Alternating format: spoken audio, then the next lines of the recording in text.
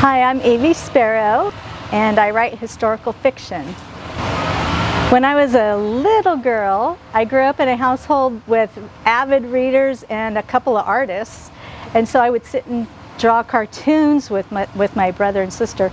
And of course, since I like to talk, they all had a dialogue bubble and it would tell the story each time you'd flip a page, and so I still love dialogue. That's my favorite thing to write.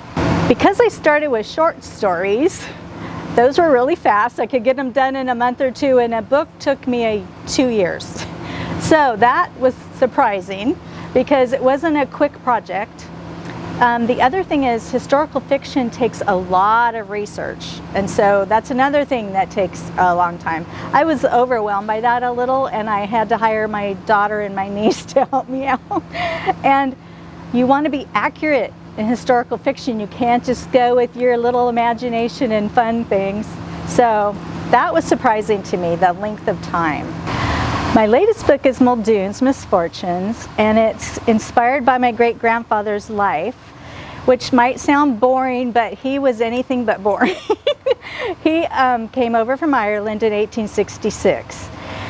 I first wrote Heartland's Treasures, a story about my grandfather, and when I was talking to my older brother, he gave me a bunch of information about family stories about great-grandfather.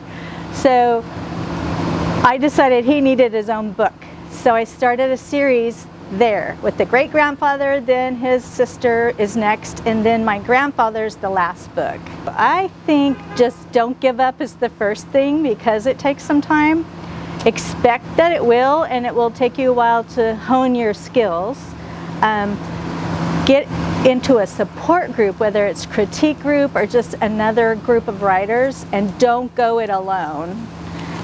And the last thing is, feedback is your friend, it's not your foe. One good amount of feedback I've received from my book, Muldoon's Misfortunes, is that in the back of the book I wrote 2 pages of author notes, and I went through all the events and timelines, and I said what was based on truth and what I fictionalized to clarify, and readers really seem to like that.